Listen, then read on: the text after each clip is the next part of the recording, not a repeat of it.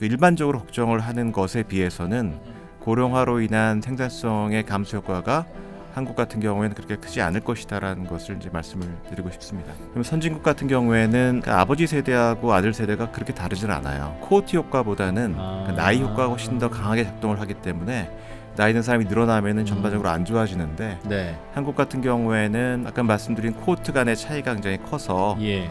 코호트의 그런 구성이 변화해서 나중에 태어난 사람들이 이제 늘어나게 되면은 그것이 생산성을 끌어올리는 역할을 한다라는 것이고요. 우리나라만 지금 인력이 부족하고 외국인이 필요한 나라는 아니에요. 근데 문제는 그런 나라가 외국인을 도입하려고 하는 그런 국가들의 그러니까 송출국이 한국하고 겹쳐요. 근데 그 경쟁이 지금은 어디까지 왔냐면은 우리 이웃 국가들까지 왔어요. 일본, 대만, 중국 그런 나라들입니다. 한국은 이 외국인 말하자면 노동시장, 국제 외국인 시장에 있어서 인기가 좋은 그러한 국가가 아니기 때문에 지금부터 굉장히 전략적으로 노력을 많이 해야 됩니다.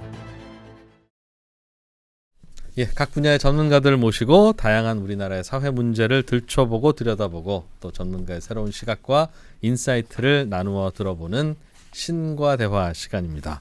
오늘의 주제는 우리나라의 가장 큰 문제라고도 지적되는 저출산, 그리고 저출산에 반드시 인과관계처럼 함께 나오는 인구 감소, 고령화, 앞으로 이 인구 구조의 급격한 변화가 우리 사회를 어떻게 바꿀까라는 건데요.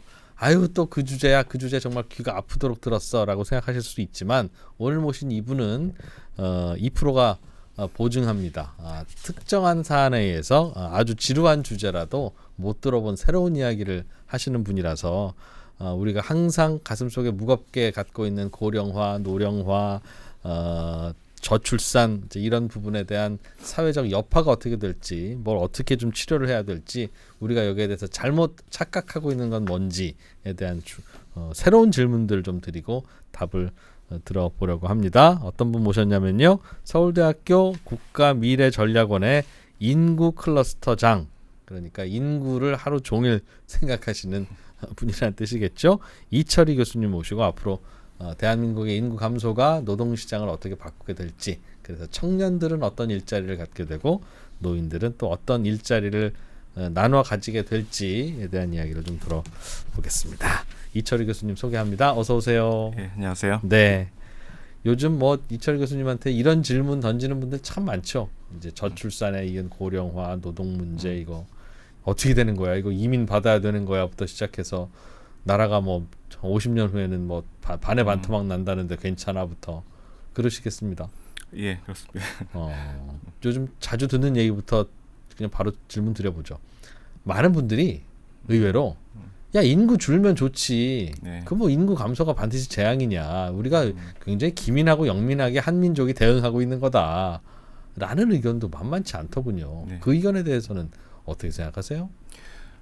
한국 인구 문제를 주로 규모의 관점에서 보시는 분들이 많습니다. 그래서 어떤 분들은 인구가 너무 많이 줄고 뭐 3천만까지 내려가면은 우리나라가 지탱하기 어렵다는 분도 계시고요.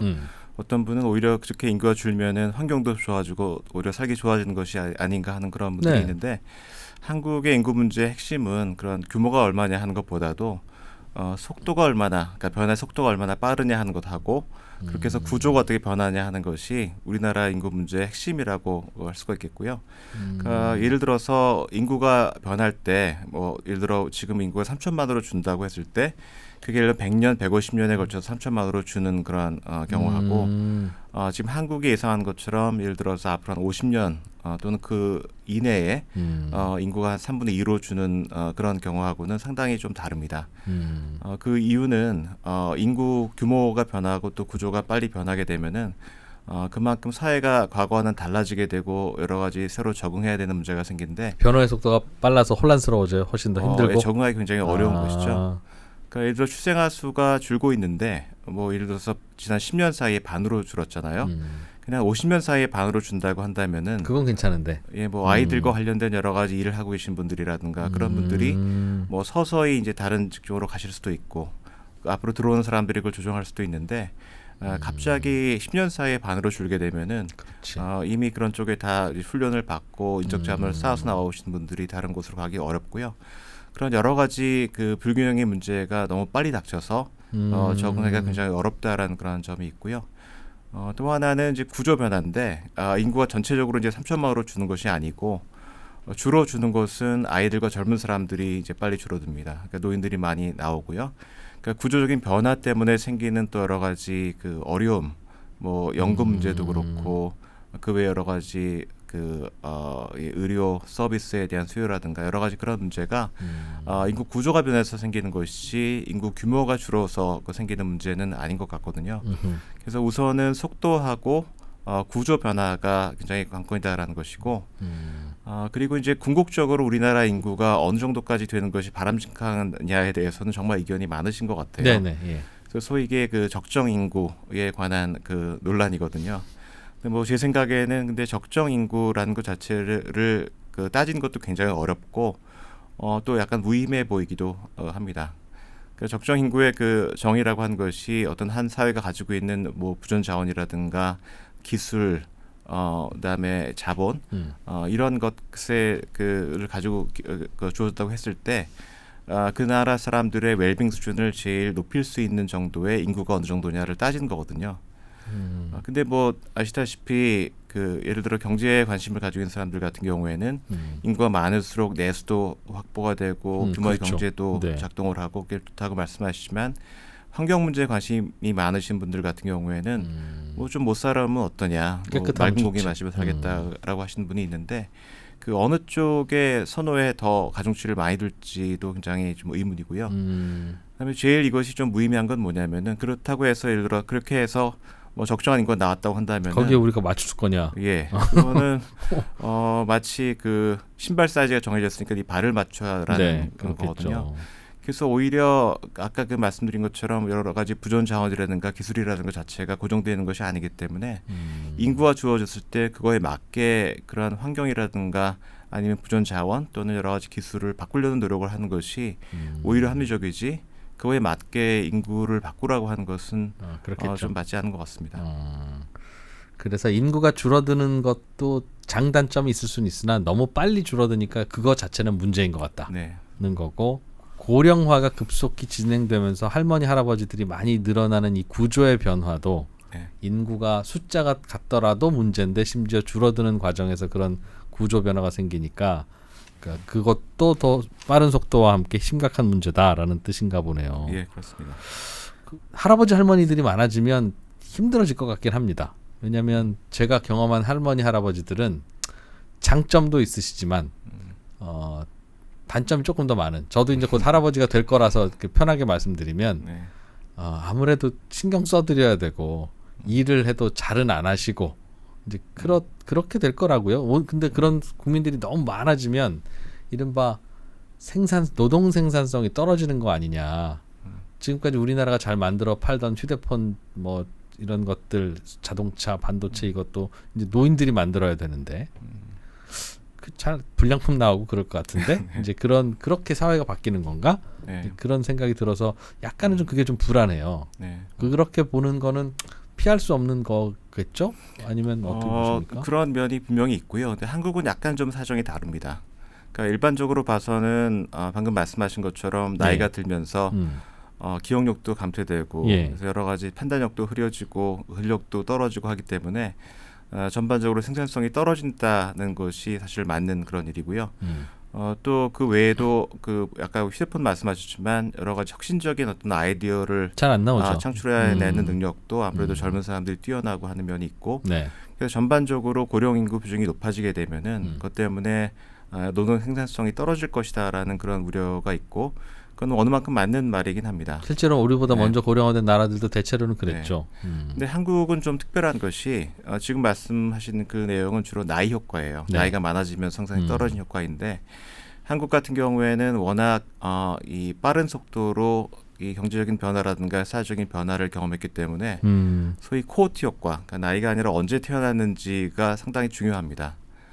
그 무슨 말씀이냐면은 예를 들어 앞으로 이제 고령자가 되시는 분들을 보면은 과거 또는 지금의 고령자에 비해서 훨씬 더 교육 수준이 높아요. 그리고 더 좋은 때 어린 시절을 보냈기 때문에 예를 들어 뭐 잘 먹고 예를 들어서 영양 섭취도 좋고 그다음에 훨씬 더 좋은 그 여건에서 그 자라나고 뭐 그렇죠. 과거 세대 같은 경우는 호롱불을 썼는데 그게 뭐 전기도 쓰고 새로운 그런 경험도 많이 하게 되고 그렇기 때문에 뒤에 태어나신 분들 같은 경우에는 훨씬 더 인지 능력도 높고 생산성도 높고 더 건강할 가능성이 높습니다. 있어서 그래서 앞으로 이제 고령화되는다는 것은 뭘 의미하냐면은 이 과거에 그러니까 그 지금의 이제 뭐 중년층이나 그런 분들이 고령층으로 접어드는 것이거든요. 근데 그런 분들은 과거의 고령층이었던 분들에 비해서 생산성이 훨씬 높을 가능성이 있습니다. 그래서 실제로 제가 그걸 좀 시뮬레이션을 해봤는데요. 네, 예. 그러니까 지금 현재 시점에 있어서 뭐 성별, 연령별, 그 학력별로 뭐 생산성을 좀 추정을 해볼 수가 있겠죠. 뭐 네. 정확하지 않습니다만 시간당 임금 같은 걸 가지고 이제 추정을 해볼 수가 있겠죠. 그리고 그렇게 되면 이제 앞으로 이 구성이 다 변하면서 뭐 전반적으로 생성이 이제 변하게 될 텐데 네. 이 두 가지 효과를 나눠서 보게 되면은 학력이 올라가는 효과가 고령화되는 효과를 압도를 합니다. 그러니까 미래에 이제 미래에는 노동 인구가 한편으로는 나이가 많아지면서 다른 한편으로 고학력화가 되거든요. 예. 근데 고학력화가 되는 효과가 이 나이를 먹는 그 효과를 압도를 해서 오히려 그 생산성을 조정한 그런 노동 투입이 그냥 사람 수만 센 그 노동 그 양보다 더 높습니다. 그 말은 우리나라는 평균 연령도 앞으로 늘어나는 게 맞는데 네, 평균 학력도 계속 늘어납니까? 그렇습니다. 그 말이죠? 예, 평균 학력도 늘어나고 학력이 잡히지 않는 여러 가지 다른 요소들도 개선이 되거든요. 사람들이 더 건강해지고 그리고 아까도 말씀드렸던 것처럼 새로운 경험도 하고 더 나은 여건에서 살았기 때문에 네. 여러 연구를 보게 되면은 어린 시절을 그렇게 보낸 사람들은 훨씬 나이 들어서 인지 능력도 좋고 계속 건강하고 생산성이 높고 한다라는 그런 결과가 있거든요. 지금도 네. 우리나라는 평균 학력 지금과 그러니까 네. 지금과 앞으로 30년 후에 우리나라 인구의 평균 학력이 네, 30년 후가 더 높다는 거는 네, 덜 배우신 노인들이 30년 동안 꽤 돌아가시기 때문 그렇습니다. 이런 뜻이겠죠? 네, 맞습니다. 그러니까 특히 고령층에서 고학력화가 많이 진행이 되고요. 예. 그러니까 지금 현재는 대졸인 65세 이상 인구가 굉장히 적습니다.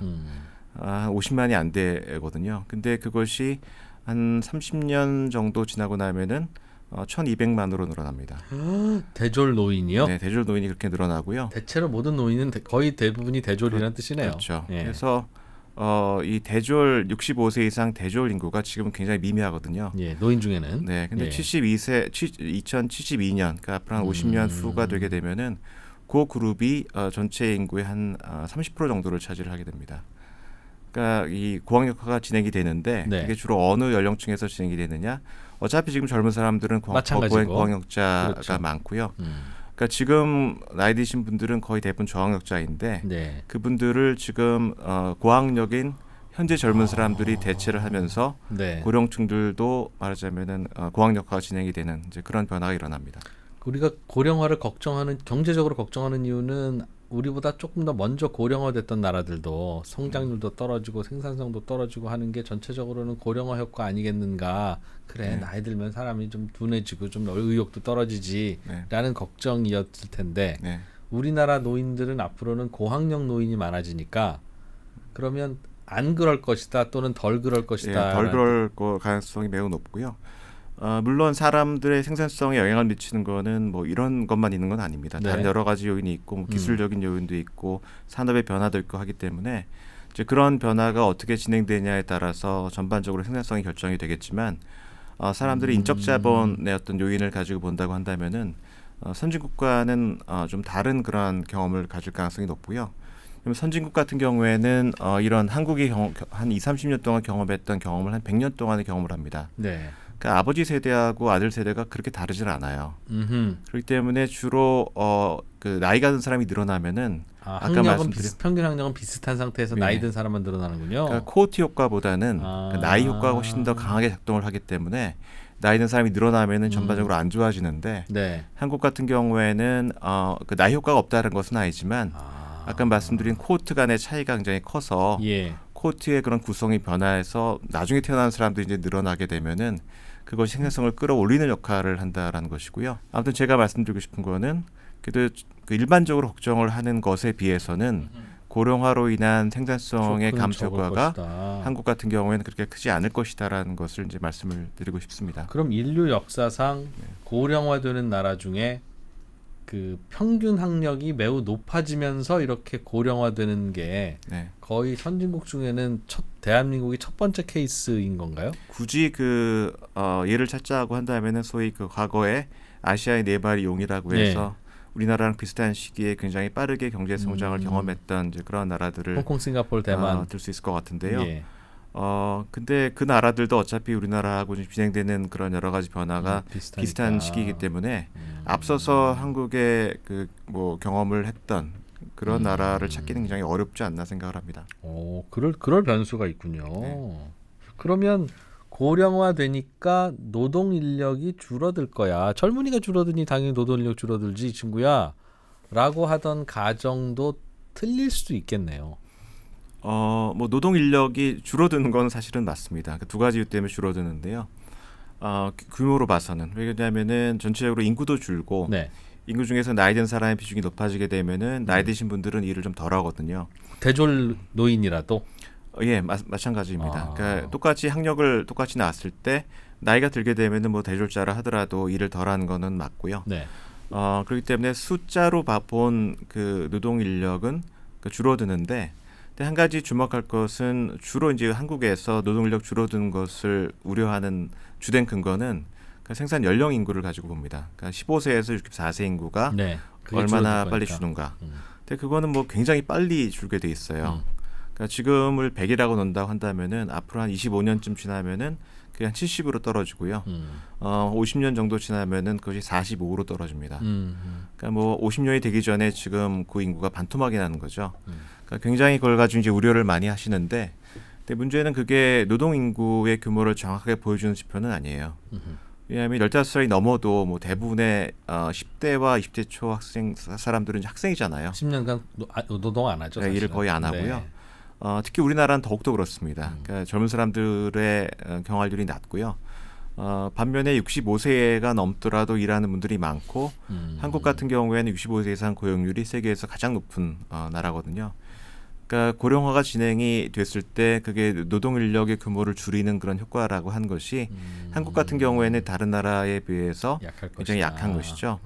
그래서 실제로 2022년에 그 성별, 연령별, 학력별 경제활동 참가율이 앞으로 안 변한다라고 이제 가정을 해 보면은 그럼 이제 거기다 인구 전망을 더하면은 앞으로의 경활 인구가 어떻게 변할지를 알 수가 있겠죠. 근데 경활 인구는 생산 연령 인구에 비해서 그렇게 빨리 떨어지지 않습니다.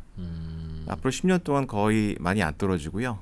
한 20년이 지나도 한 90%, 그러니까 지금의 90% 수준을 유지를 하고 또 그게 끝이 아니고 이건 이제 앞으로 지금의 경활률이 유지가 된다는 가정에서 말씀드린 건데 실제로는 경활률이 더 높아질 가능성이 굉장히 커요.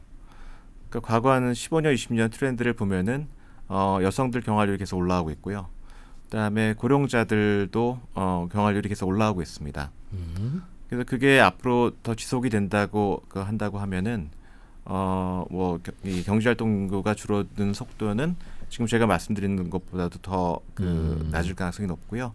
그래서 앞으로 한 15년, 20년 가량은 총량에 있어서 그 노동 인력이 줄어드는 것을 우리가 별로 그렇게 걱정할 그런 사안은 아니다라고 생각을 합니다.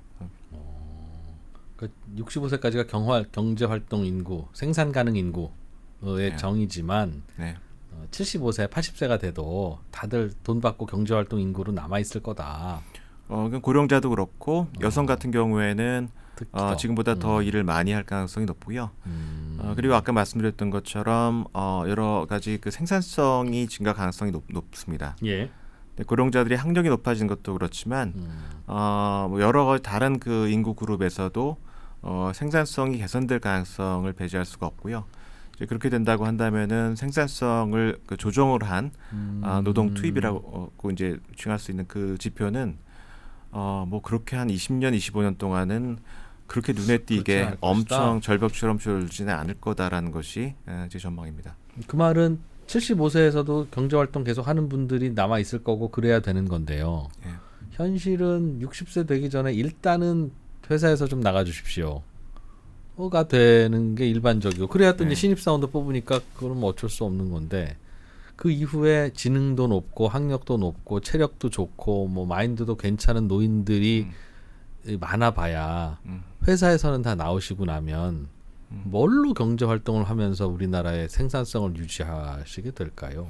그러니까 그것이 사실은 중요한 관건이 되겠고요. 그러니까 공급 측면에서 봐서는 아까 말씀드린 대로 앞으로 나이 드신 분들의 여러 가지 인적 자본의 질이 개선될 가능성이 높아요. 네, 근데 그건 이제 순전히 공급 측면의 그 말하자면 변화이고 이분들을 수용을 해서 잘 활용을 하기 위해서는 수요 측면에 있어서 여러 가지 그 제도적 또는 구조적인 변화가 필요합니다. 그러니까 네. 방금 말씀하신 것처럼 충분히 활용을 못 하거든요.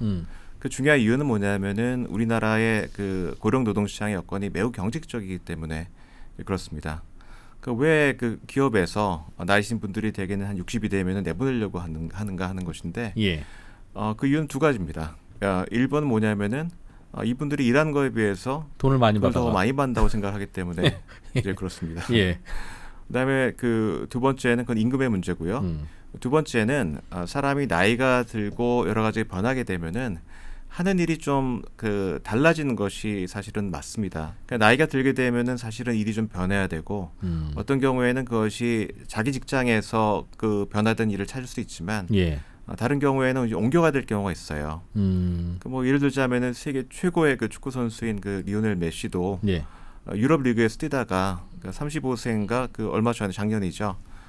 이제는 나도 좀 새로운 그 축구를 해야 되겠다고 하면서 한 수 아래로 꼽히는 이제 미국 리그로 갔습니다. 근데 뭐 유현진 선수도 메이저리그에서 뛰다가 예. 나이가 어느 정도 된 다음에 이제 하나로 복귀를 했고요. 예, 그러니까 그건 뭐냐면은 이제 그런 식의 변화가 있어야 선수 생활을 더 그 연장할 길게 수가 오래. 있다라는 예. 것이죠. 왜냐하면은 뭐 그 메이저리그급이나 아니면은 그런 유럽의 축구급의 그러한 그 요구를 수행하기 하는 데에는 나이 든 선수는 굉장히 좀 버거운 면이 많거든요. 근데 그건 일반 노동시장에서도 마찬가지입니다. 근데 노동시장이 굉장히 경직돼 있고 일자로 경직이 돼 있기 때문에 그거 바꾸기 굉장히 어렵거든요. 자기 하던 일을 계속 하도록 요구가 되고 그야말로 그 전체 아니면 그러니까 all or nothing 뭐 그런 것이죠. 그 끝까지 아무튼 최고의 그런 레벨로 풀타임으로 일을 하든지 그렇죠. 아니면 아예 그만두고 나가든지 그만두든지. 그런 그 강요를 받을 수밖에 없기 때문에 나이 드신 분들이 늦게까지 적절하게 자기가 할 수 있는 일을 하면서 노동시장에 남아있기가 굉장히 어려운 상황이고요. 현실은 지금 그렇죠. 네. 근데 그게 앞으로 고령화되고 머리 좋고 샤프한 노인들이 많아진다 해도 네. 기업이 그럼 그 노인들을 계속 받아서 써야 될 텐데 네. 잘 그게 그래도 그것도 될 것 같으세요? 어떻게 저는 그 필요가 생길 것 같습니다. 왜냐하면 지금은 뭐 특히 대기업 같은 경우에는 그런 걸 하나도 아쉽지가 않겠죠. 문만 열어놓으면은 그 하려는 젊은 사람들도 많고 그다음에 그쪽으로 다시 오려고 하는 그런 젊은 사람들도 많기 때문에 어떤 새로운 어떤 그 분야를 개척을 해서 거기 일손이 필요할 경우에는 그런 식으로 뽑아서 쓰면 되는 때가 지금까지 지속이 됐는데요. 근데 3년 4년 후가 되면은 젊은 사람들이 확 줄어듭니다. 그러니까 2002년 이후에 태어나는 사람들은 그 직전에 태어난 사람들의 3분의 2밖에 안 되거든요. 2000년 무렵까지는 대개 한 60만 명 정도가 태어났는데 예. 2002년 이후생들 같은 경우에는 40만 40만 대로 수준이에요. 줄었어요. 3분의 2 정도 수준이고, 그러니까 이 세대가 되게 앞으로 3년 4년 정도 후면은 본격적으로 노동시장에 진입을 하게 되거든요. 그 세대가 좀 행운일 가능성이 높고요. 취업 잘 될 것 같아요? 예, 일본의 경우를 보더라도 네. 젊은 사람들이 확 줄면서 지금 대학만 졸업하면은 사방에서 데려가려고 해서 굉장히 좀 기가 높고 이미 졸업하기 전에 취업이 되는 그런 상황입니다. 근데 아무튼 노동시장에 다른 조건이 같았을 때 네. 젊은 사람들의 공급이 그렇게 이제 줄어든다라는 것이고 이제 그렇게 되면은 중소기업은 지금도 젊은 사람을 채용하기가 굉장히 어렵고요. 네. 근데 그런 그 어려움이 이제 중견기업으로 가고 그러니까 대기업에서도 일부 자기가 필요로 하는 특정한 어떤 숙련을 갖고 있거나 그런 사람들을 그 발견해서 금방 채용하기가 쉽지 않은 그런 시기가 다가올 겁니다. 이제 그렇게 되면은 결국은 이 기업들도 능력 있고 일을 잘할 수 있고 안정적인 그런 그 좀 나이든 고령자에게 눈을 돌릴 수 가능성이 있는데요. 근데 이제 문제는 뭐냐면은 그게 닥쳐가지고 하려고 그러면은 금방 그런 시스템으로 바꾸기는 굉장히 어렵다는 거예요. 그렇죠. 예, 그래서 그런 일이 닥치기 전에 미리 그 시기를 좀 그런 걸 예상을 해서 지금부터 그런 고령자들을 잘 활용할 수 있는 그런 여러 가지 시스템을 갖추기 위해서 정말 시간과 노력을 좀 투자를 할 회사들이 필요가 있다라고 어차피 10년 생각합니다. 후에는 할아버지 인턴, 할머니 신입사원이 들어올 테니까 네. 그거 잘 적응하고 잘 직원으로서 활용하고 안착할 수 있게 예. 뭐가 필요할까요? 그러면 저는 기본적으로 앞으로 그 아까 말씀드린 학력도 높고 건강하고 훨씬 그런 저는 이제 파워 시니어라고 표현하고 싶은데 그분들의 그를 더 적극적으로 잘 활용하기 위해서 갖춰야 될 조건 두 가지라고 생각을 합니다. 회사가 네, 또는 회사가 사회가. 또는 사회도 그렇고 예. 회사의 어떤 고용 정책도 그렇고요. 그 첫 번째는 영어로 표현한다면은 이제 에이지 블라인드. 그러니까 나이를 따지지 않는 그러한 그 여러 가지 고용 정책이라든가 인사 정책을 해야 될 것 같고요. 그러니까 지금은 대개는 나이를 가지고 모든 걸 결정을 합니다. 그러니까 60이 되면 나가야 되고, 네. 그다음에 그 임금을 정할 때 임금 패키지 같은 경우에도 뭐 다른 거 다 필요 없습니다. 나이 먹은 피크. 예, 그 정확히 뭐 몇 살이 되면은 몇 프로를 깎고, 예, 예. 이제 그렇게 하고 있는데 그거는 앞으로 잘 작동하기가 굉장히 어렵다라고 생각을 하고요. 뭐 잘 아시겠지만 나이가 들수록 사람이 굉장히 다릅니다. 그 이질성이 젊은 사람들에 비해서 나이 든 사람들이 훨씬 더 서로 달라요. 똑같은 나이를 하더라도. 23살들끼리는 다 비슷비슷한 23살인데 뭐 물론 다 똑같다는 건 아니지만 그래도 예, 비슷합니다. 73세는 진짜 다양한 73세들이 있다. 50세 같은 73세도 있고 90세 같은 73세도 있고요. 이 뭐 좀 정신적인 어떤 그 상태도 매우 다르고 건강도 다르고. 왜냐하면 그거는 사람의 경험이 쌓이면 쌓일수록 처음엔 똑같다가도 계속 이제 벌어지게 되거든요. 그래서 똑같은 나이를 하더라도 고령자는 매우 다른 사람들입니다. 양극화가 심하다는 네. 거네요. 같은 코호트 안에서. 근데 지금 한국 그 고령 노동 시장의 제일 큰 문제는 누가 일을 하고 있는가.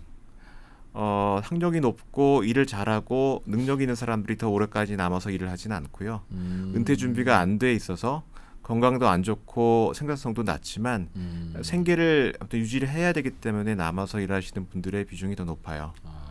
근데 그러한 것을 바꾸지 않으면은 전반적으로 사회 생산성을 끌어올리기도 어렵고 기업도 지금 이런 상태에서는 더 고학력, 고숙련의 그러한 고령자들을 잘 활용하기 어렵다라는 것이고요. 그래서 그 중에 하나의 출발점 뭐냐면은 그 사람의 나이를 보는 것이 아니라 그 사람이 어떤 사람이고 무엇을 할 수 있고 어떤 역량을 가지고 있는지를 정확히 판단을 하고 평가를 해야만 네. 그거에 기초해서 그 나이 든 사람이라도 어떤 걸 할 수 있을지를 판단을 하고 그거에 맞게 급여도 책정을 하고 이제 이런 식으로 바뀌어야만 아까는 지금 현재는 일종의 역선택 상황인데요. 그걸 좀 정말 잘할 수 있고 그다음에 다 생산적인 분들을 기업에 남게 해서 일을 할 수 있는 그런 시스템이 될 것 같고요. 두 번째는 아까 이제 에이지 블라인드라고 말씀을 드렸는데 두 번째 키워드는 에이지 프렌들리입니다. 그러니까 고령 친화적인 그런 그 작업 환경이라든가 일자리가 꼭 필요할 것 같고요. 왜냐하면 나이 드신 분들은 아무래도 젊은 사람들하고는 여러 가지가 다릅니다. 그러니까 경험도 쌓이고 여러 가지 역량이 있다 하더라도 굉장히 오래 일하거나 아니면 굉장히 스트레스를 많이 받는 일을 하거나 그다음에 신체적인 부담이 큰 일을 하는 것은 아무래도 피하고 싶겠죠.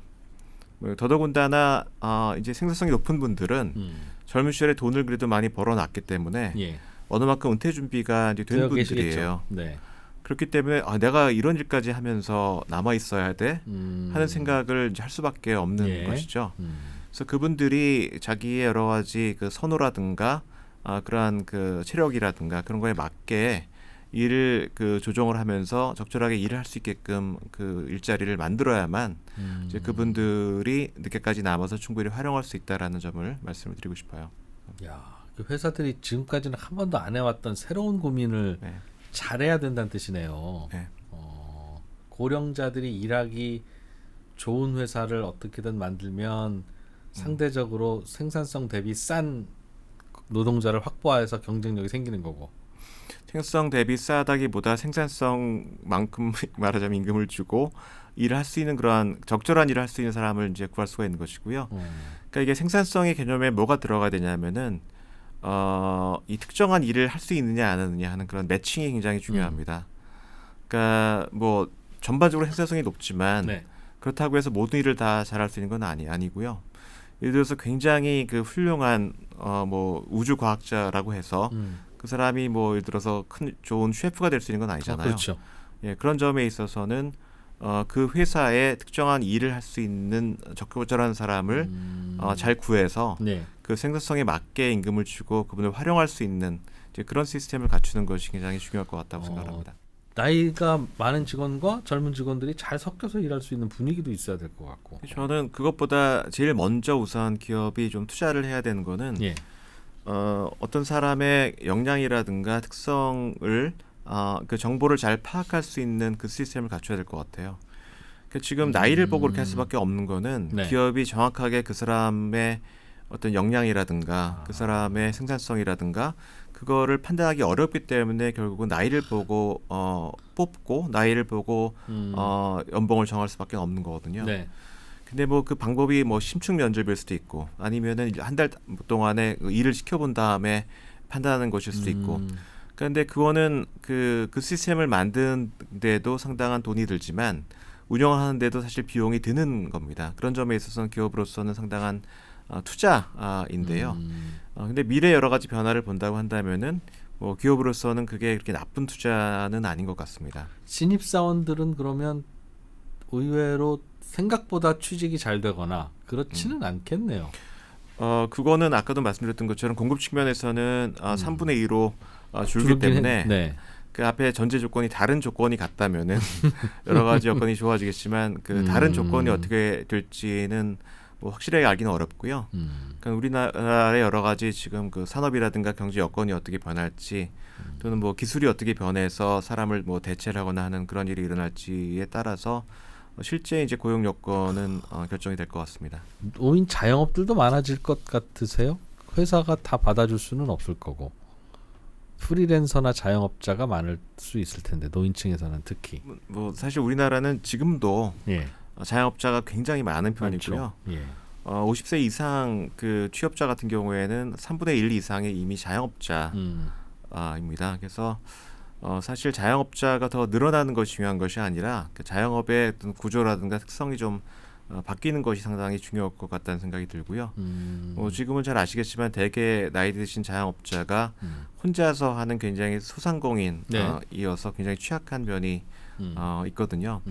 그래서 이제 그것보다는 좀 더 그 안정적이고 뭐 같이 그 협업을 하면서 좀 덜 그 위험하고 네. 그러한 일을 할 수 있는 이제 그러한 자영업으로 전환하는 그렇겠죠. 것이 중요하지. 네. 뭐 자영업이 느는 것을 이제 바라고 그러기는 좀 무리가 아닌가 좀 생각을 합니다. 그러면 노인들도 결국은 일단은 회사에서 나와서 이제 정년 무렵에 세컨 잡을 갖고 이제 두 번째 회사를 사실상 입사하게 되는 건데 혼자서 일할 생각은 말고 그래도 같이 일하는 게 좋다고 하면 작은 기업이든 큰 기업이든 다시 입사해야 되잖아요. 저는 나이 들어서 창업하는 것이 별로 그렇게 권장할 만한 일은 아니라고 생각을 하거든요. 힘들죠. 창업은요 나이와 무관하게 항상 힘든 것 같습니다. 근데도 우리나라 자영업자의 어떤 구성을 보면은 실제로는 나이 든 자영업자들이 회사 다니다가 나중에 이제 그 일찍 퇴직을 해서 치킨집도 차리고 하는 걸로 그 머릿속에 생각을 하고 있는데 예. 실제 데이터를 보면 그렇지가 않습니다. 그러니까 대개 자영업을 하신 분들은 40 이전에 다 창업을 하신 분들이고요. 50 넘은 그러한 그 자영업자들을 보게 되면 이미 그 일을 한 10년 이상 하신 분들이 대다수예요. 네. 그래서 우리가 흔히 알고 있는 그런 이미지하고 좀 다른 것 같고요. 근데 나이 한 40 정도에는 말하자면 그런 그 위험을 짊어지고 창업을 하고 하는 그런 여러 가지가 좀 가능할 수 있는데 50이 넘어서 하는 것은 제가 보는 데는 굉장히 좀 위험한 일이 아닌가 생각을 합니다.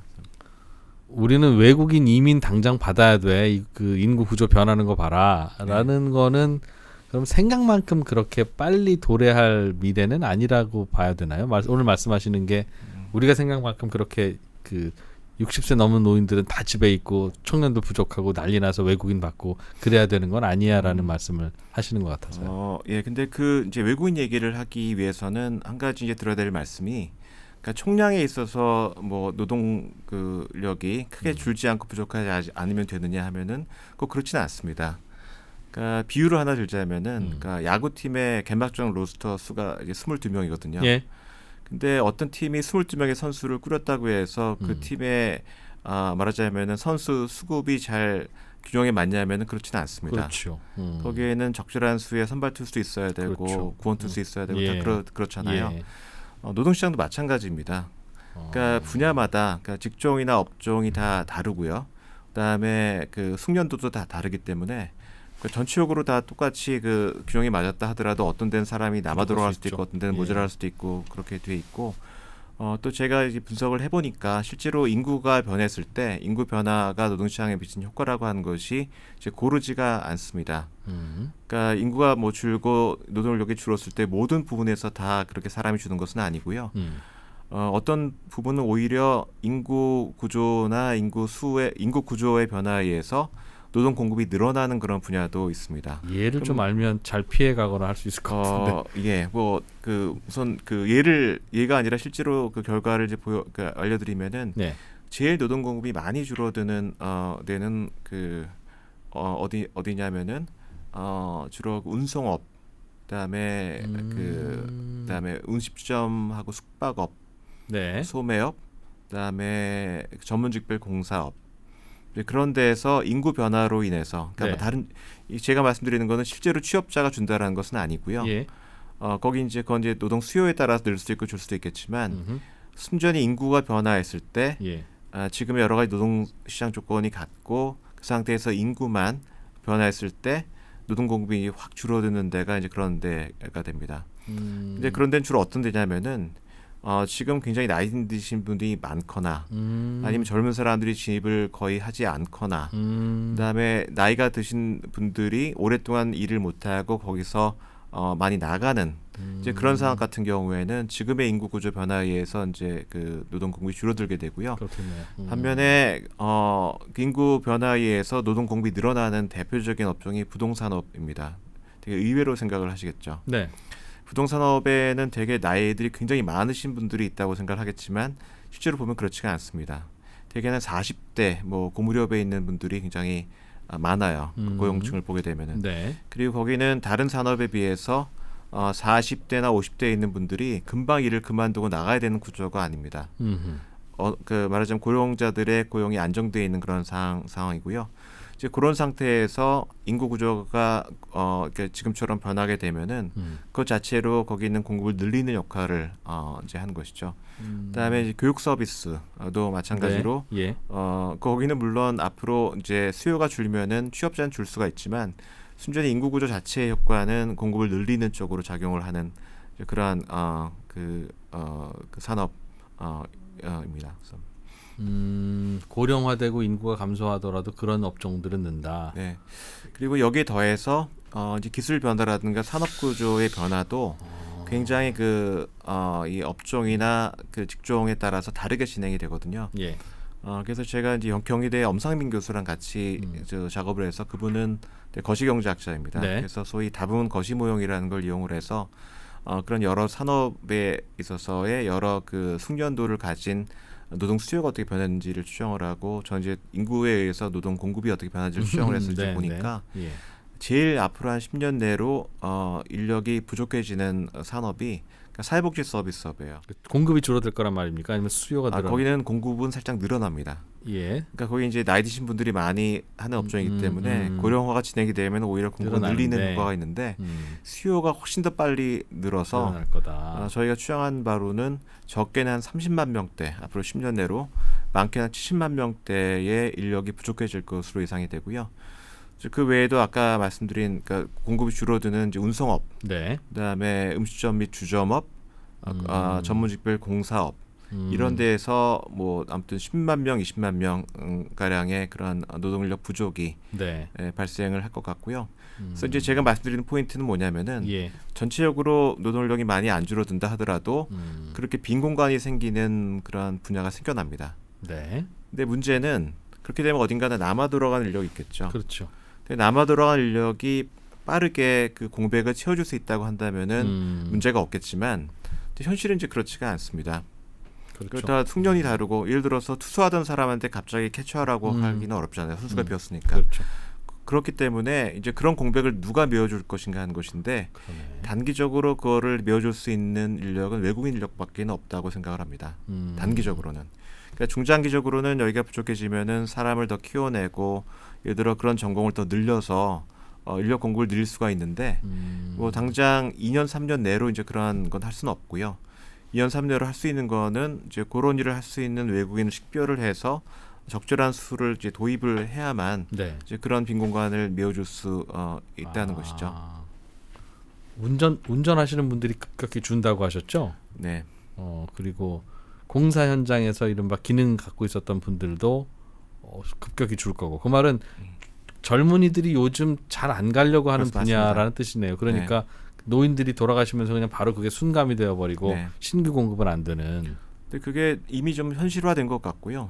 저도 마을 버스를 탑니다만 그 마을 버스 기사를 구하기가 어려워서 예. 그 버스에 계속 기사 그쵸. 구한다는 거를 써붙이고 다니는데 그게 안 되니까 뭐 타는 사람들한테 운전기사 없어서 운행 많이 못하니까 좀 봐달라 그런 분도 있고 그다음에 사회복지도 마찬가지입니다. 저희 어머니도 요양보호사가 오시는데 예.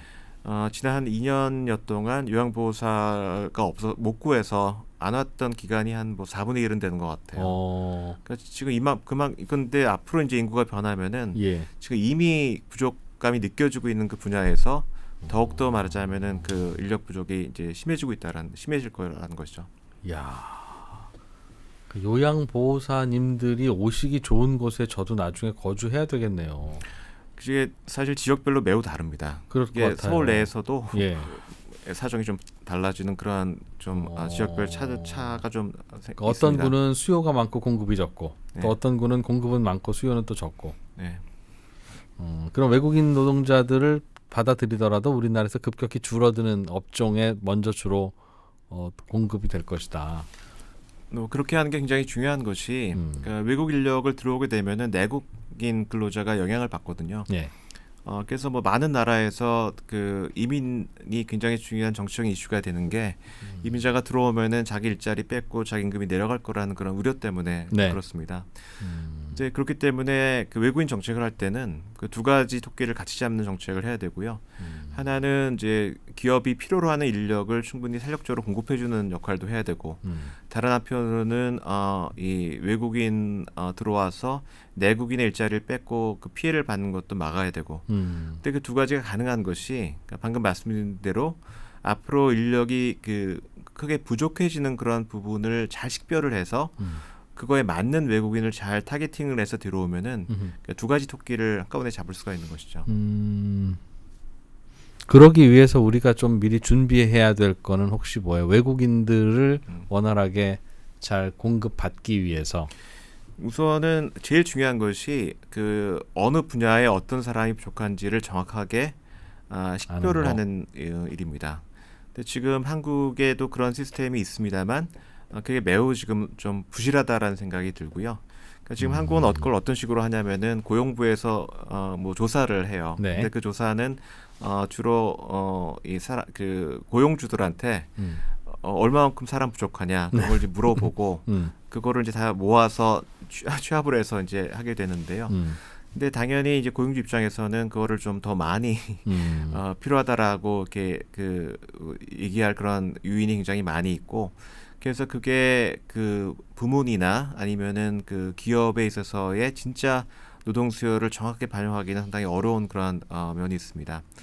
두 번째는 뭐냐면은 그런 단기적인 그 어떤 조사만 가지고는 한국은 이 문제를 충분히 해결할 수가 없고요. 적어도 5년, 10년 후에 여러 가지 구조 변화에 의해서 어떤 분야에 어떤 인력이 부족해질 것인지를 전망을 할 필요가 있습니다. 한국만큼 이렇게 인구 구조 변화가 빠르게 일어나는 경우는 없거든요. 그래서 5년, 10년 후면은 지금하고는 완전히 다른 상황이 더 펼쳐질 가능성이 높고요. 두 번째는 한국은 이 외국인 말하자면 노동시장, 국제 외국인 시장에 있어서 입지가 그렇게 탄탄한 편은 아니에요. 그러니까 인기가 좋은 그러한 국가가 아니기 때문에 어떤 특정한 인력이 앞으로 많이 부족해질 거라고 예상이 되면은 지금부터 굉장히 전략적으로 노력을 많이 해야 됩니다. 제도도 바꾸고 그때 그냥 문만 열어놓으면은 오는 게 필요한 아니다. 사람이 외국인이 들어오는 그런 국가는 아니거든요. 그런 점에 있어서는 이제 5년, 10년 후에 그런 그 인력 어느 분야에 그러니까 전체가 아니라 구체적으로 어떤 산업에 어떤 숙련을 필요로 하는 그러한 인력이 얼마나 부족해질 것인가를 네. 그러니까 거의 정확히 전망을 해야 그걸 가지고 지금 중장기 계획을 세워서 예를 들어 뭐 비자 시스템을 어떻게 할지, 그다음에 이 비자에는 어떤 숙련을 가진 사람을 어디서 도입해야 될지, 이제 그걸 궁리해서 적절한 사람을 이제 데려올 수 있다라는 것이죠. 그건 진짜 잘해야 되는 일인데 그거는 민간 영역에 맡겨서 시장 경쟁을 붙일 수가 없는 영역이잖아요. 그래서 사실은 이제 그 작업이 좀 시작이 됐고요. 개인적으로 이제 저도 그 일에 좀 참여를 하고 있습니다. 그래서 그 법무부하고 뭐 이민연 그런 곳이 모여서 아까 말씀드린 그런 그 분야별로 앞으로 5년, 10년 후에 어떤 유형의 인력이 부족해질 것인지, 그보다 그 이상으로 또 중요한 거는 그 인력이 거기 부족해진다고 했을 때 그것을 외국 인력으로 채우는 것이 얼마나 합리적인지를 판단을 이제 해야 되는 거죠. 어떤 경우에는 이제 그렇지 않은 경우가 있어요. 어떤 경우가 그래요? 어떤 경우는 외국인 인력을 도입하는 경우보다는 빨리 그 내국인 그 양성 시스템을 좀 강화를 해서 내국인 이제 공급을 늘려야 되는 그러한 분야가 있을 수가 있거든요. 그것이 가능하고 내국인이 더 맞고, 그 다른 나라 얘기를 하나 드릴게요. 실제로 일어났던 그런 일이기 때문에 그 영국에서 그 몇 년 전에 이제 간호사가 굉장히 부족해졌습니다. 예. 그래서 이제 영국의 이제 복지부 같은 그 기관이겠죠. 나서서 이제 간호사 양성 시스템을 만들고 이제 간호사를 더 많이 배출하려고 하는 그런 막 그걸 만들 노력을 했었거든요. 네. 근데 영국은 어떤 식으로 이제 외국인 도입을 하냐면은 부족 리스트라는 거를 매년 만들어요. 그러니까 노동시장 지표 한 8가지를 가지고 어떤 그 업종은 굉장히 많이 부족하다, 어떤 업종은 아니다라는 걸 그 지정을 하고 근데 이제 그러니까 인력이 많이 부족하다고 생각되는 그런 업종이 지정이 되면은 외국 인력을 들어오는데 상당히 많은 특혜를 줍니다. 근데 간호사가 이제 그 직후에 그 쇼티지 리스트에 등재가 돼요. 네. 그러니까 갑자기 이제 외국인 간호사가 들어오기 시작하고 간호사 양성 시스템은 유야무야됩니다. 그렇겠죠. 왜냐하면은 뭐 굳이 외국인이 많이 들어오는데 내국인이 거기 들어와서 경쟁을 할 이유는 없어지겠죠. 네. 근데 이제 문제는 뭐냐면은 과연 그 간호사가 내국인도 충분히 할 수 있는 경우에 외국인을 도입한 것이 타당한가 하는 그런 문제를 따져봐야 된다라는 것이죠. 한국도 마찬가지고요. 한국도 여러 가지 시스템이 참 개선이 돼서 예를 들어 교육이라든가 노동시장 상황이 잘 개선이 되면은 젊은 사람들도 충분히 원하고 한국의 젊은이들도 하고 싶어하는 그런 일들이 있습니다. 그러니까 예를 들어서 IT에 있어서의 그런 고급 인력 같은 경우에는 지금 인력이 굉장히 딸리기 때문에 외국 고급 인력을 이제 도입해야 된다라는 주장이 있죠. 근데 그거는 내국 인력이 못하기 때문에 그런 것이 아니라 양성 시스템이 안 돼 있기 때문에 이제 그런 것인데, 그걸 손볼 생각을 안 하고 모자라니까 외국인을 도입하자라고 하는 거는 그게 얼마나 그 적절할지에 대해서는 좀 판단을 해봐야 된다라는 것이죠. 왜 이런 말씀을 드리냐면은 한번 이제 그렇게 돼서 외국인이 대거 들어오고 그게 말하자면은 그 업종의 성격을 바꾸고 그 노동시장의 사정을 바꾸면은 내국인의 그 공급 시스템이 와해가 될 가능성이 있어요. 아예 그다음부터는 이제 거기로 안 가니까. 예. 그리고 이제 더 나아가서는 이게 장기적으로는 좀 위험할 수 있습니다. 왜 위험하다고 말씀드리냐면은 굉장히 그 근본적인 그런 그 근본적으로 중요한 여러 가지 그러한 그 인력들을 우리가 외국인에 전적으로 의존할 정도로 그것이 안정적일까에 대해서는 상당한 의구심이 있어요. 몇 가지 이유 때문에 그렇습니다. 하나는 우리나라만 지금 인력이 부족하고 외국인이 필요한 나라는 아니에요. 이미 선진국에서도 다 많은 외국인을 필요로 하고 좀 더 숙련이 높고 좋은 외국인을 도입하려고 경쟁을 하고 있고요. 그 경쟁이 지금은 어디까지 왔냐면은 우리 이웃 국가들까지 왔어요. 지금 제일 그거에 혈안이 돼 있고 우리하고 경쟁을 하는 나라가 일본, 대만, 중국 그런 나라들입니다. 노동자들 다 필요하다. 거기도 뭐 잘 아시다시피 출산율이 엄청나게 낮고 고령화가 엄청나게 빠르게 진행이 되고 있고 기술 변화도 크고 그렇기 때문에 이 외국인 인력에 대한 수요가 굉장히 높고요. 그래서 거기는 굉장히 적극적으로 외국인을 도입하려고 노력을 하고 있습니다. 특히 일본의 그런 노력이 굉장히 좀 주목할 만하고요. 근데 문제는 그런 나라가 외국인을 도입하려고 하는 그런 국가들의 그러니까 송출국이 다 한국하고 겹쳐요. 아, 그렇기 때문에 그런 경쟁 관계를 이제 피할 수가 없다라는 것이고요. 그래서 과연 그런 경쟁에서 우리가 매번 이길 수 있겠냐? 앞으로 매번 이길 수 있을까 하는 것이고, 그나마 한국에 지금 외국인들이 인기가 있고 많이 오는 이유는 뭐 외국인을 잘 대해주고 그래서 그런 건 아닙니다. 뭐 K-팝이에요? 임금이 높아서 그렇고요. 아, 우리가 임금이 근데 높아요? 임금이 왜 높으냐면은 한국은 여러 가지 노동 규제가 비교적 약해서 근로시간이 길어요. 그러니까 잔업도 많이 하고 일을 많이 할 수 있기 때문에 많이 일하고 많이 벌어갈 수 있는 그런 장점이 문화 자체가 제도도 그렇고요. 제도가 예. 근데 다른 나라는 이제 그게 좀 어렵고, 근데 그것 자체가 언제까지 이제 유지가 될 수 있을지 알 수가 없고요. 그러니까 뭐 우리나라도 그게 몇 시간까지는 아무튼 오버타임 할 수 있게 해주고 오버타임을 하게 되면은 급여를 그러니까 임금을 높여주고 그게 외국인들에게는 굉장히 인기가 좋은 겁니다. 그래서 많이들 들어오고 그런 정책은 있고요. 근데 그거보다 더 이제 중요한 문제는 우리나라에 외국인을 보낸 송출국이 언제까지나 송출국은 아니다라는 것이죠. 그러니까 한국도 60년대에는 우리나라 인력을 뭐 독일에도 그럼요. 내보내고 네. 뭐 70년대에는 중동에 인력 내보내고 그랬잖아요. 그러다가 이제 80년대에 들어서면서 인력이 부족해지고 외국인들이 안 도입되기 나갔구나. 시작했거든요. 똑같네 이게. 근데 지금 우리나라에 인력이 들어오는 나라들도 미래가 이제 그렇습니다. 특히 이제 베트남 같은 나라는 얼마 전에 이제 얘기를 들어보니까 앞으로 10년 후가 되게 되면은 그 평균 임금이 한국의 한 절반 정도 된다고 하는데요. 네. 그 대개 어떤 나라의 평균 임금이 그 인력을 보내는 나라의 한 절반 정도가 되면은 안 가요? 나갈 유인이 확 떨어지게 되고요. 그래, 기껏해야 두 배인데 네. 뭐하러 거기까지 가냐? 여러 가지 다른 뭐 그 힘든 것도 있고 아무튼 자기 고향 떠나기 싫은 면도 있고요. 그다음에 근본적으로 그 나라들도 그 인구가 고령화됩니다. 그 베트남도 몇 년 전에 이제 출산율이 2 아래로 떨어졌고요. 그러니까 그 나라도 결국은 자기 나라 인력이 부족해서 그보다 더 이제 좀 그 개발이 덜 된 그런 나라에서 인력을 데려올 가능성이 높아요. 베트남조차.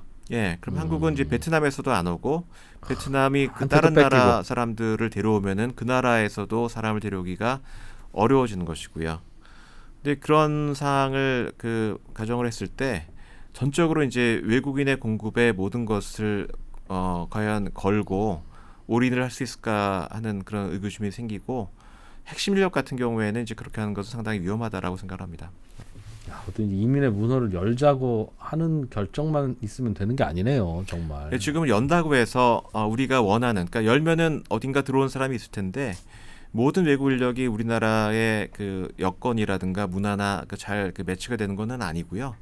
그런 이 인력원은 상당히 한정이 되어 있는데 그게 언제까지나 이렇게 무한정 한국에 그러한 인력을 보낸다고 가정을 하고 어떤 정책을 시행한다라는 것은 좀 위험하다라고 말씀을 드리고 싶습니다.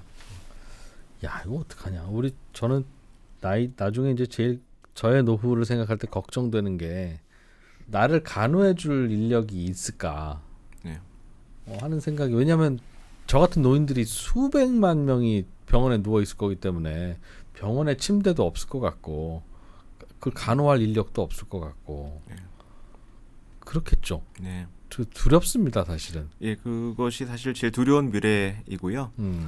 그러니까 돌봄 인력의 수요에 대해서 추정을 해본 일이 있는데 지금 이제 두 가지 변화가 일어나고 있죠. 그러니까 고령자가 늘어나는 그런 변화도 있지만 네. 가구 구조가 빨리 변하고 있습니다. 어떤 식으로 변하냐면은 이제 고령자들 가구 같은 경우에는 과거에는 이제 2대, 3대가 같이 살던 그런 가구가 많았는데 이제는 고령자 혼자 살거나 또는 이제 같이 살더라도 그러니까 1세대 가구죠. 네. 한 세대 가구의 비중이 굉장히 급격하게 늘고 있고요. 또 다른 변화는 이제 맞벌이, 그러니까 그 안에 여성도 같이 일을 하는 그런 가구의 비중이 굉장히 늘고 있는 거고요.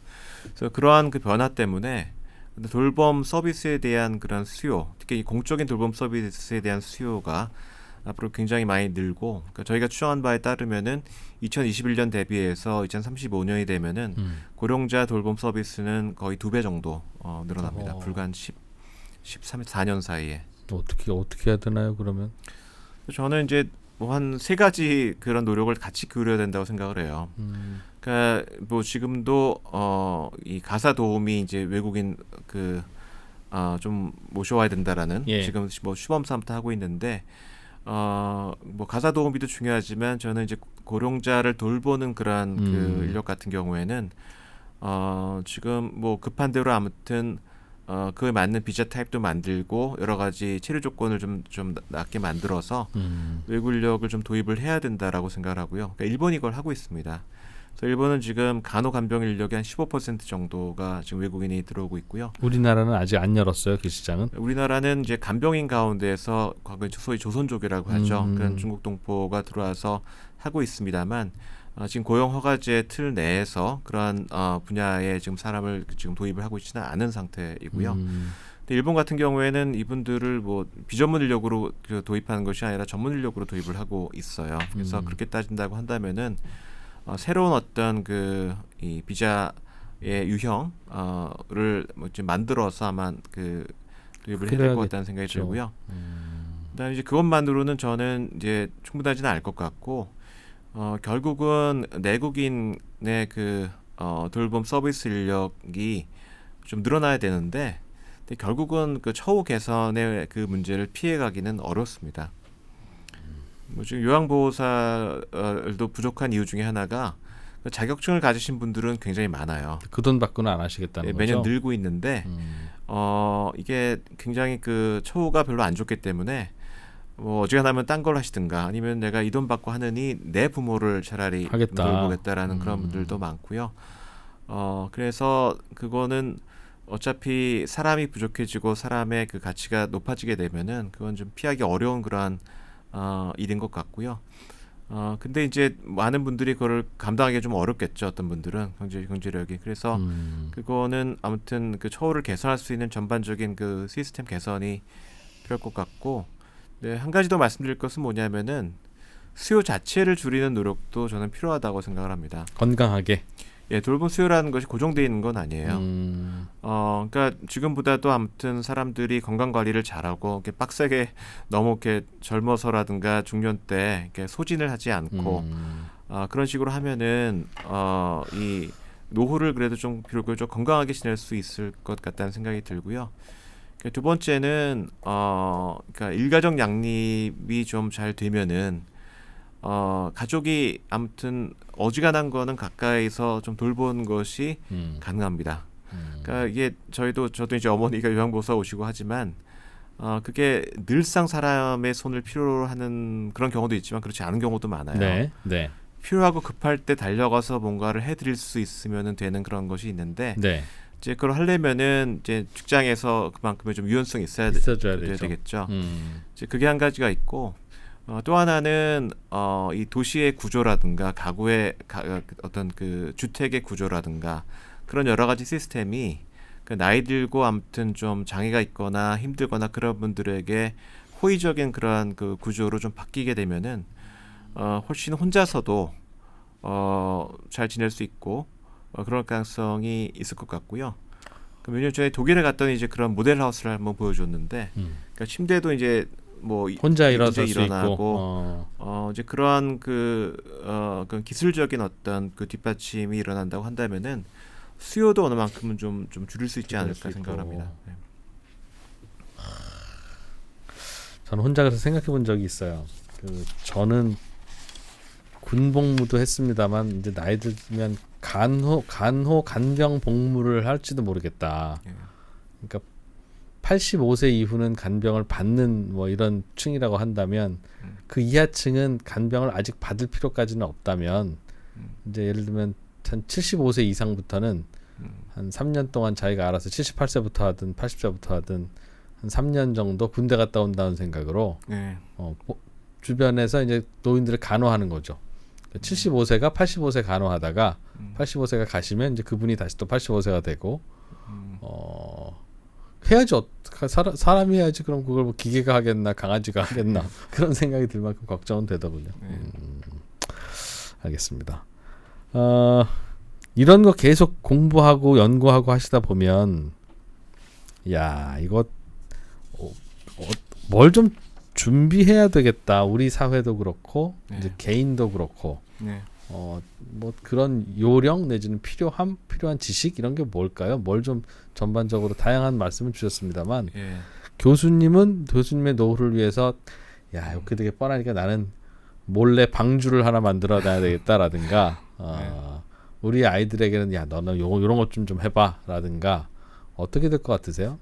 그래서 저는 제가 공부하는 거는 안타깝게도 저희 앞가림을 하는데 도움이 되는 그 연구는 별로 하지는 않고요. 그러니까 저 같은 사람이 앞가림하기 위해서 노력하지 않아도 별 문제가 없는 사회가 되려면은 어떻게 되냐 하는 거에 주로 그래서 우선 그걸 좀 말씀을 드릴 수밖에 없을 것 같아요. 그거는 이제 아까도 말씀드렸듯이 인구 변화의 미래에 대응하는 중요한 방안은 결국은 사람이 줄어들고 젊은이가 줄어드는 거기 때문에 어떤 사람도 낭비되지 않는 그런 사회가 굉장히 중요한 것 같습니다. 특히 이게 젊은 사람이 낭비되지 않고 충분히 잘 활용되는 그런 사회가 중요할 것 같고요. 이제 그렇게 되기 위해서는 태어나면서부터 이미 그 작업이 시작이 되는데 태어나서 아무튼 아이가 좀 더 창의적이고 그다음에 건강하고 정신적으로나 신체적으로 건강한 그런 아이로 키워내는 그런 이제 교육과 그러한 정부의 이 투자가 꼭 필요할 것 같고요. 초기 투자가 굉장히 중요하다라는 그런 얘기가 굉장히 많습니다. 그래서 그게 중요할 것 같고 그다음에 이제 뭐 대학에 와서는 당연히 이 세상이 원하는 그런 사람을 키워낼 수 있는 좀 유연하고 그러한 그런 고등교육으로 좀 바꿔야 될 것 같다는 생각이 들고요. 노동시장에 나와서는 또 첫 번에 이제 잘 매칭이 안 되기 때문에 그 사람이 정말 제일 역량을 많이 발휘하고 사회적으로 제일 공헌을 할 수 있는 그런 분야로 빨리빨리 이동을 할 수 있는 그런 이동수성이 높아져야 될 것 같고요. 근데 이런 그런 변화가 일어나기 위해서는 우리 사회에 이제 몇 가지 그런 변화가 좀 필요하다고 생각을 합니다. 그러니까 첫 번째 변화는 아까도 잠깐 말씀드렸던 것처럼 사람 자체를 좀 보고 판단하는 그런 사회가 되어야 될 것 같고요. 그러니까 그 사람 뭐 학력이라든가 나이라든가 성별, 그다음에 뭐 나중에 이제 외국인이 들어오면은 외국인 여부 그런 거를 가지고 이제 따지기 시작하면은 낭비된 사람이 생깁니다. 어디는 남고 어디는 모자라고. 예, 그것도 그렇고 충분히 역량이 있는데 그런 선입견이라든가 그런 것 때문에 이제 할 수 있을 만큼 못해서 그 역량이 낭비되는 것이죠. 그래서 어떤 사람을 보는 사회가 돼야 된다라는 것이 한 가지가 있고요.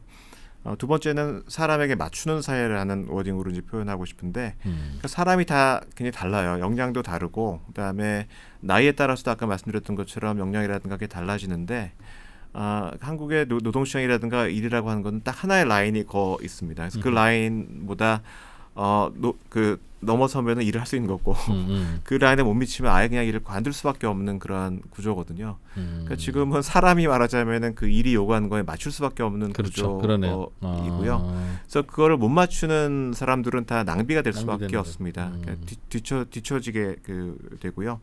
그래서 그렇게 된다고 한다면 좀 다양한 여러 가지 조건을 줘서 뭐 모든 사람이 다 축구에서 이제 메시처럼 뛸 수는 없겠지만 뭐 나름대로 자기의 공헌을 할 수 있는 그러한 팀도 있을 수 있고 포지션도 있을 수가 있기 때문에 이제 그러한 것이 필요하고요. 그러니까 세 번째는 좀 기회를 주는 사회가 돼야 된다고 생각을 하는데요. 특히 젊은 사람들이 그렇습니다. 그러니까 우리나라 젊은이들은 뭐 고등학교 교육을 할 때 자기가 뭘 잘하는지 뭘 좋아하는지를 좀 판단해서 선택하기가 굉장히 어려운 면이 있어요. 근데 이제 문제는 한번 뭐가 결정이 되고 나면은 되돌이키기가 굉장히 어렵습니다. 네.